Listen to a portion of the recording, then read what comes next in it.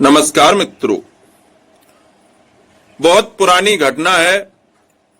एक तहसीलदार थे।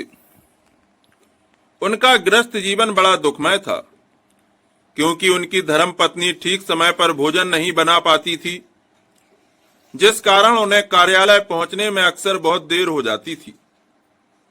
उन्होंने पत्नी को हर तरह से समझाया, कई बार कठोर व्यवहार भी किया, मारपीट भी की, लेकिन पत्नी की गलती में सुधार होने के बजाय गलती बढ़ती ही गई। वे इतने परेशान हो गए कि उनके मन में विचार आता, यह घर छोड़कर चला जाऊं या पत्नी को तलाक दे दूं, अथवा तो इसकी हत्या कर दूं या खुद आत्महत्या कर लूं। उनकी मानसिक परेशानी चरम सीमा पर पहुंच गई। घर शमशान की तरह लगने लगा। नींद आनी बंद हो गई, शारीरिक रोग सताने लगे। प्रभु कृपा से एक बार वे किन्हीं संत के पास गए। भारी हृदय और बहले आंसुओं से उन्होंने अपनी इस पारिवारिक समस्या को संत श्री के सामने रखा। संत करुणा बरसाते हुए हंसकर बोले, यह तो कोई समस्या ही नहीं है, अभी हल कर देते हैं। चलो, कल तुम्हारी पत्नी यदि समय पर भोजन न बनाए तो तुम सुबह चुपचाप भूखे ही पेट कार्यालय चले जाना। सावधान, न वाणी से, न आंखों से, न हाथों से, न पैरों से और न व्यवहार से कुछ बोलना। मन व हृदय से भी कुछ मत बोलना। चुपचाप चले जाना। भूख लगे तो कार्यालय में ही कुछ खा लेना। अभी तो हरि ओम, शांति, उदारता, ऐसा चिंतन करो जो समस्याओं को हर ले और अपने शांत स्वभाव को हमारे चित्त में भर दे। उसे प्रीति पूर्वक पुकारो, हरि ओम शांति, हरि ओम शांति। बहुत गई थोड़ी रही, व्याकुल मन मत होए, धीरज सबका मित्र है, करी कमाई मत खोए। इस चिंतन में चित्त को शांत और प्रसन्न रखना। 3-4 दिन तक ऐसे ही करना।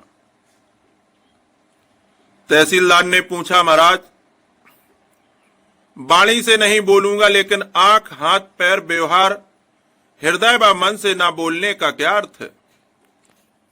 संत ने उत्तर दिया, मन से उसे बुरा मत समझना, मन से उस पर क्रोध मत करना, वाणी से उसे डांटना मत, आंख मत दिखाना, हाथों से मारना मत, पैर पटकते हुए क्रोधित होकर मत जाना, व्यवहार से क्रोध का संकेत मत देना, और हृदय में यह भाव रखना कि मुझे जो दुख हुआ उसका कारण तो मेरी ही भूल है। इसमें पत्नी की लेस मात्र भी गलती नहीं है। मैंने व्यर्थ ही उसे दुख दिया। वह तो करुणा की पात्र है। प्रभु, मुझे क्षमा करना, अब आप ही उसे संभालना। संत के मुख से इन वाक्यों के श्रवण मात्र से उनका दहकता हुआ हृदय को शांत हुआ। मानो जलते हुए घावों पर किसी ने चंदन लगा दिया हो। संयोग की बात, अगले दिन फिर पत्नी ने समय पर भोजन नहीं बनाया। तहसीलदार ने संत के परामर्श का स्मरण किया। अंदर बाहर एकदम शांत रहकर चुपचाप अपने कार्यालय के लिए रवाना हो गए। पत्नी पर तत्काल प्रभाव पड़ा। हृदय में भाव आया। आज वे चुपचाप चले गए, कुछ नहीं बोले। दिन भर भूखे रहेंगे, भोजन बनाने का कार्य तो मेरा है। मैं अपना कार्य समय पर नहीं कर पाई। मैं कैसी पत्नी हूं? मैंने कितनी बार यह भूल की है। पत्नी की भूल का एहसास हुआ। पश्चाताप के आंसू बहने लगे। हृदय से उसने पतिदेव से क्षमा मांगी और व्रत लिया कि अब मैं ठीक समय पर भोजन बनाऊंगी। पति कार्यालय में बैठे हैं। पत्नी के हृदय की भाव लहरियां तत्काल उनके हृदय तक पहुंच गईं। उनके हृदय में भाव आया, मैं कैसा पति हूं। एक मामूली सी भूल के लिए मैं सदा अपनी जीवन संगिनी का अपमान करता हूं। मैंने उसे कभी प्रेम से नहीं समझाया। अगर मैं प्रेम से समझाता तो क्या वह भूल करती? प्रेम से तो पशु भी बस में हो जाते हैं। पत्नी को अपनी भूल का एहसास हुआ। पश्चाताप की अग्नि में उनके दोष खिन्नता जल गई। कार्यालय में बैठे बैठे ही उन्होंने अपने मन ही मन पत्नी से क्षमा मांग ली और व्रत लिया, अब मैं ऐसी भूल कभी नहीं करूंगा। आज घर पहुंचते ही सबसे पहले उसे क्षमा याचना करूंगा, फिर उसकी पसंद का भोजन बनवाकर उसे खिलाऊंगा। अपनी पसंद के भोजन के लिए पत्नी को कभी नहीं कहूंगा। पति के हृदय की भाव लहरियां पत्नी के हृदय तक पहुंची। विचार आया, मेरे पति मेरे सर्वस्व हैं, वे भूखे हैं, आज उनके आते ही मैं उनके चरण में गिरकर क्षमा मांगूंगी।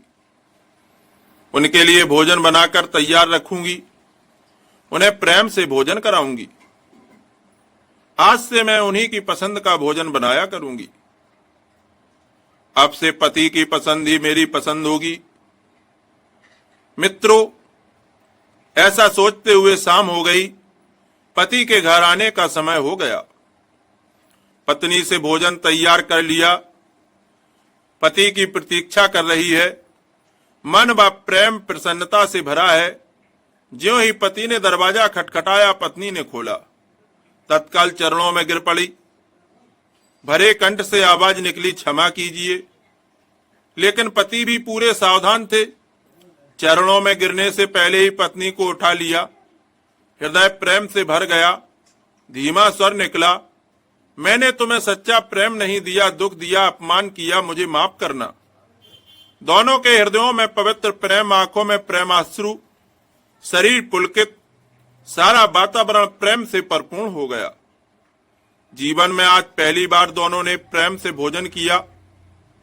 तहसीलदार ने बताया कि उस दिन के बाद पत्नी से वह भूल कभी नहीं हुई।